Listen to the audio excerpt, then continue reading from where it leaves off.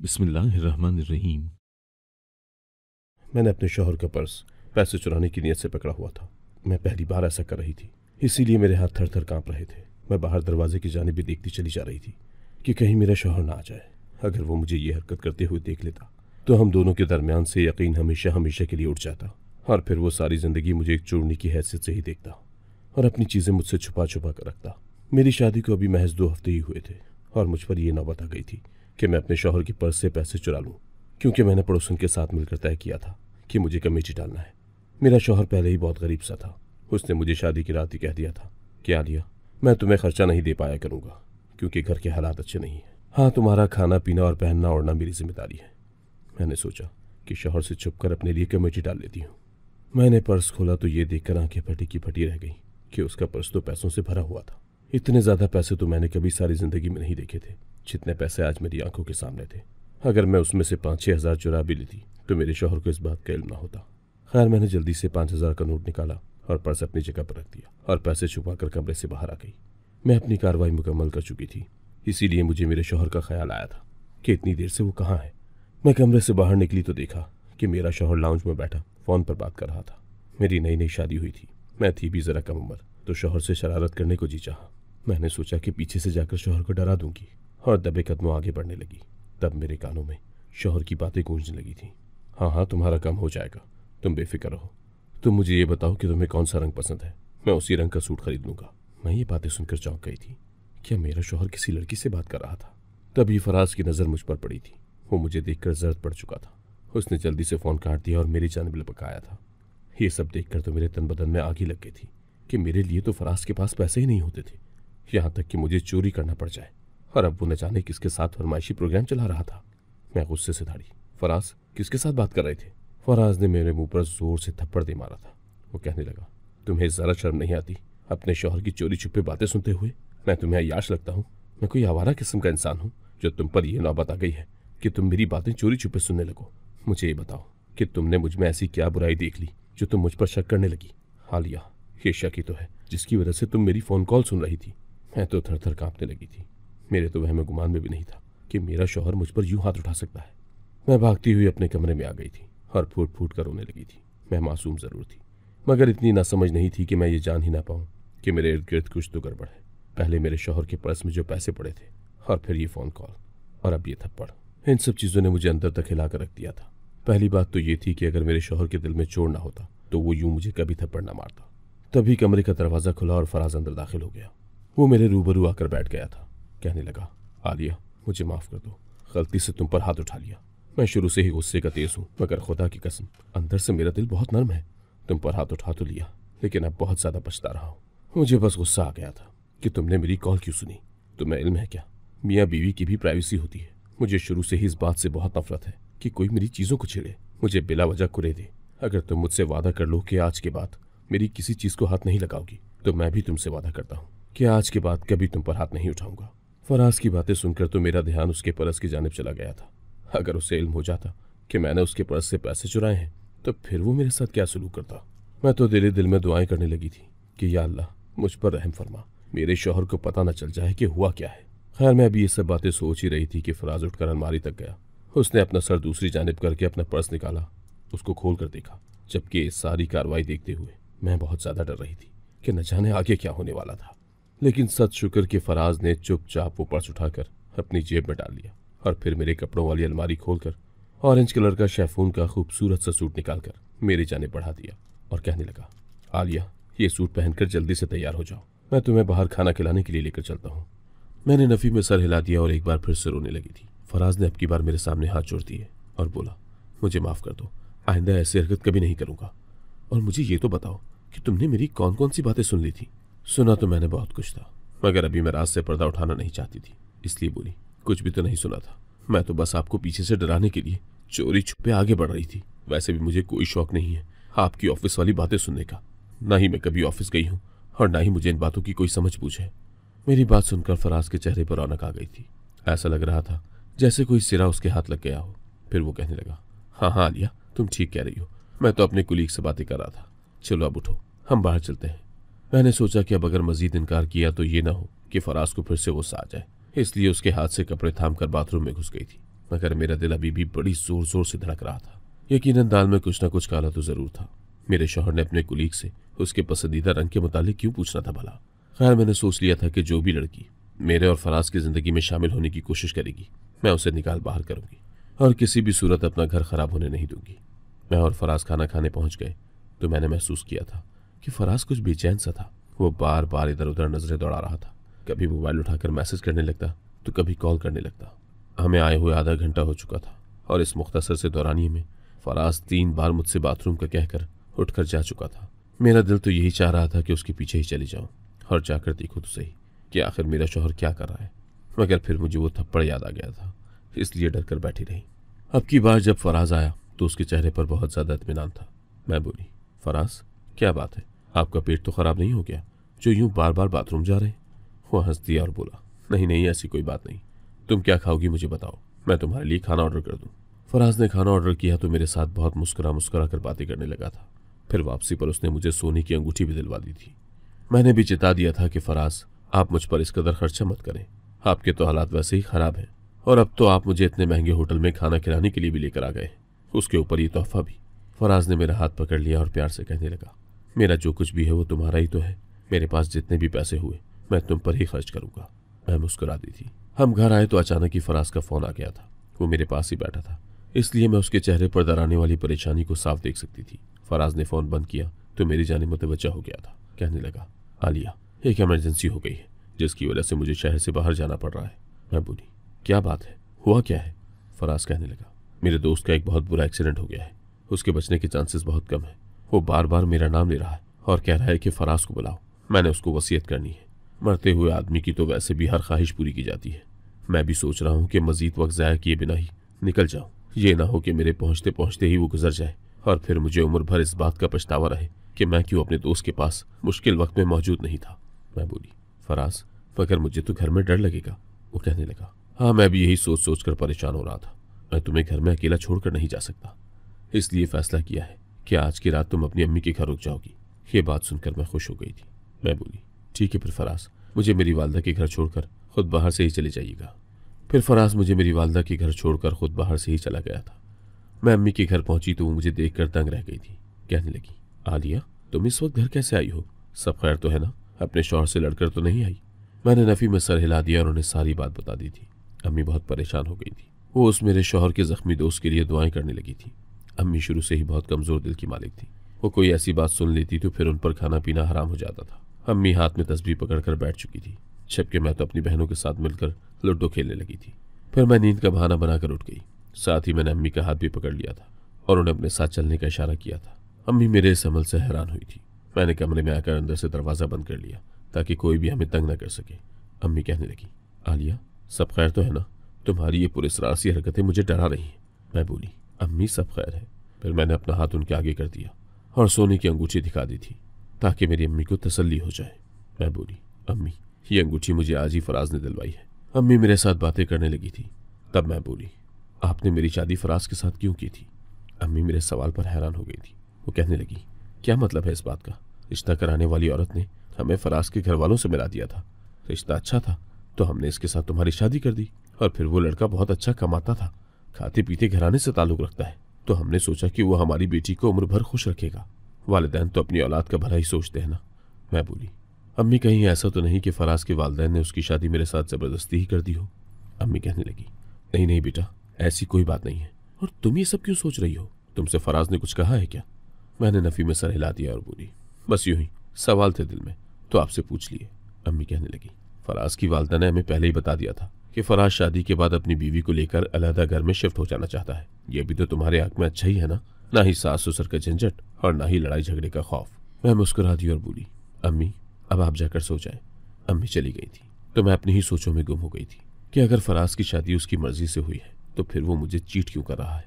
मुझे 100% यकीन था कि वो किसी लड़की के साथ बातें करता है। यही बातें सोचते सोचते अचानक दिल में ख्याल आया, हो सकता है कि फराज मुझसे झूठ बोलकर घर से गया हो। शायद उसके दोस्त का एक्सीडेंट हुआ ही ना हो। यह भी तो मुमकिन था कि वो अपनी महबूबा से मिलने गया हो। ये बातें सोचकर तो मेरा दिल कटने लगा था। मैं बहुत ज्यादा बेचैन हो गई थी। मैंने जल्दी से फराज का नंबर मिलाया मगर उसने मेरी कॉल अटेंड नहीं की। मैं बार बार नंबर मिलाती थी और फिर थक हार कर सो गई थी।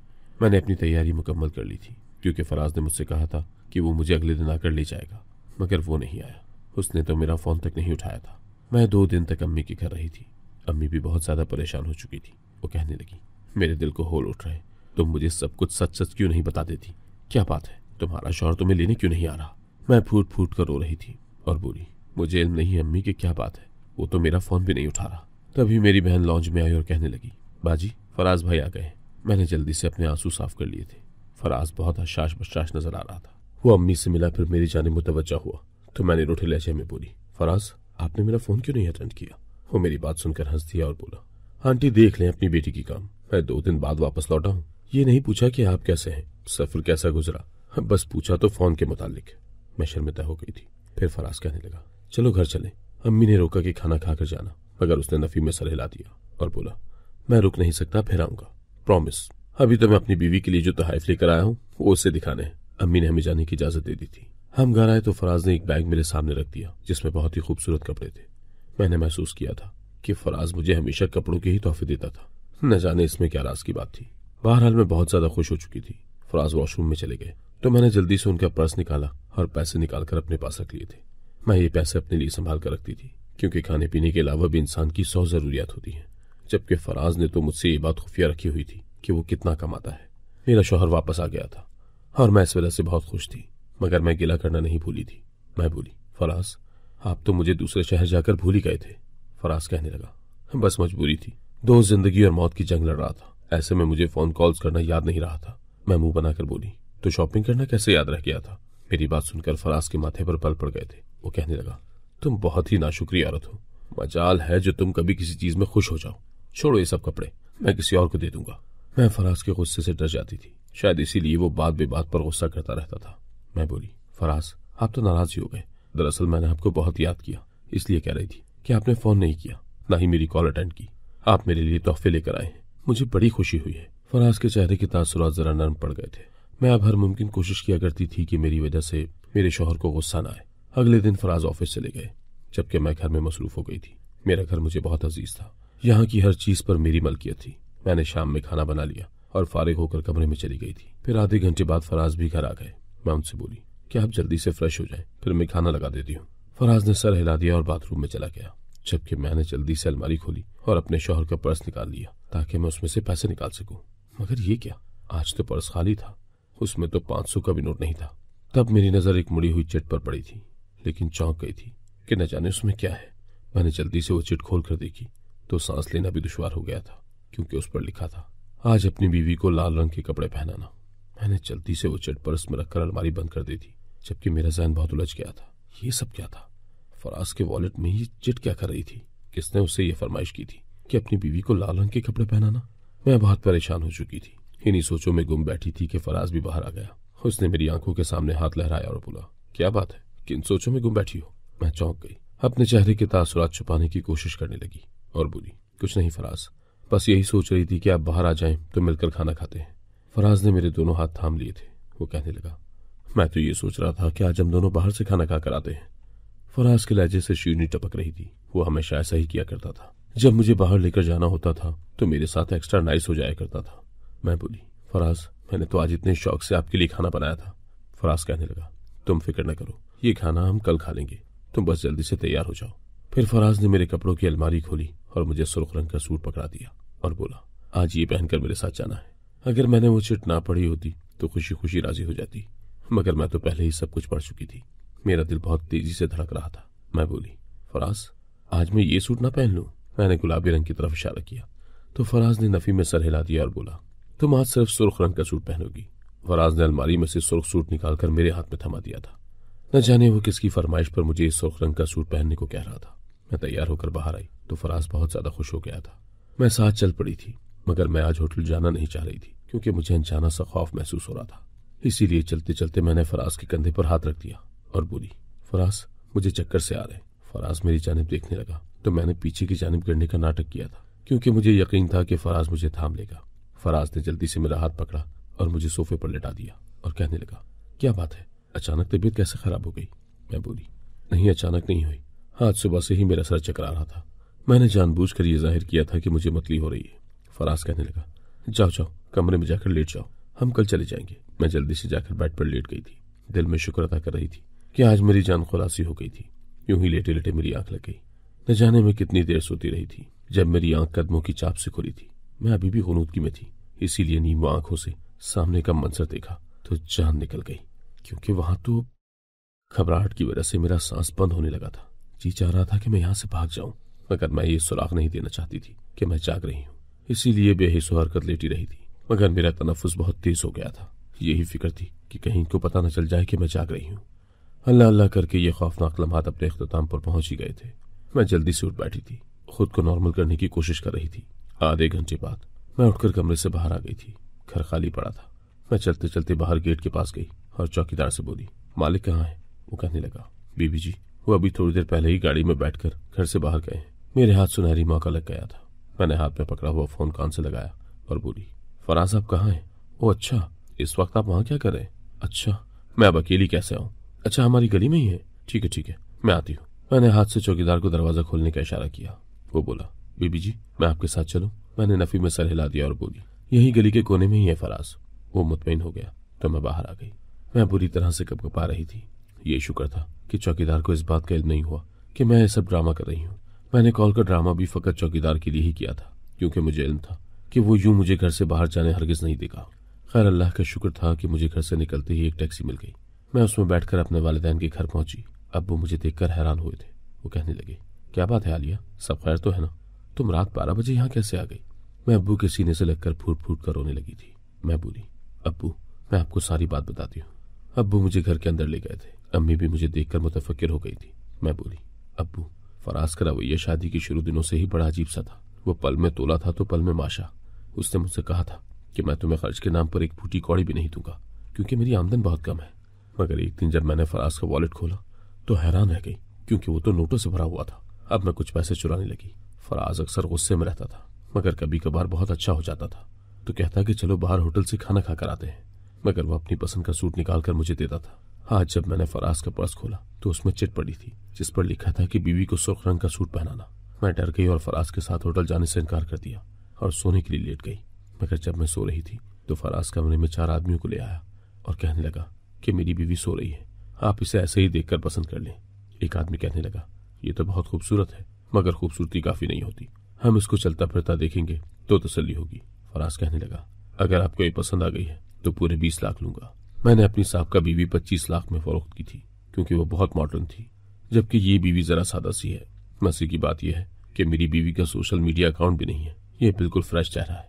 वो आदमी कहने लगा, मैं तुम्हें इसके भी 25 लाख देने को तैयार हूँ, मगर तुम मेरी इससे उस वक्त मुलाकात करवाना जब ये जाग रही हो। फिर वो बातें करते हुए कमरे से बाहर निकल गए। मैं मौका पाकर घर से भाग कर आ गई हूँ। अब्बू परेशान हो गए थे। वो कहने लगे कि चलो मेरे साथ, हम अभी थाने जाकर रिपोर्ट दर्ज करवा देते हैं। हमने पुलिस में रिपोर्ट दर्ज करवा दी और मुझे यकीन था कि उसी रात पुलिस ने फराज को गिरफ्तार कर लिया था।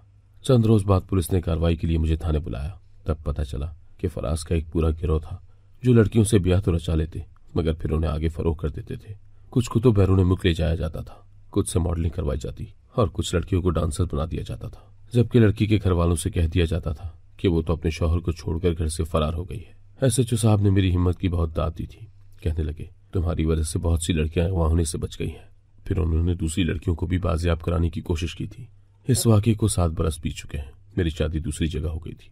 मेरा शौहर बहुत अच्छा है, अल्लाह ने मुझे औलाद भी अता की है, मगर आज भी जब मुझे ये वाकया याद आता है तो मेरा दम निकल जाता है। मैं किस तरह तबाही के दहाने पर पहुंच गई थी, मगर मेरे रब ने मुझे बचा लिया था। मैं उठते बैठते अल्लाह का शुक्र अदा करती हूँ जिसने मेरी मदद की और मुझे रुसवा होने से बचा लिया। मेरी आप सबसे दरखास्त है कि जब कुछ गलत महसूस हो तो अपने दिल की सुने। हो सकता है कि आपके दिल में ख्याल अल्लाह की जात नहीं डाला हो, वो हमें बचाना चाहता हो। अगर आपको आज की कहानी पसंद आई है तो वीडियो को जरूर लाइक कीजिएगा और अपने दोस्तों के साथ भी शेयर कीजिएगा। और हाँ, अगर आपने अभी तक हमारा चैनल सब्सक्राइब नहीं किया तो जरूर सब्सक्राइब करें। मिलते हैं कल एक नई और दिलचस्प कहानी के साथ। अल्लाह हाफिज।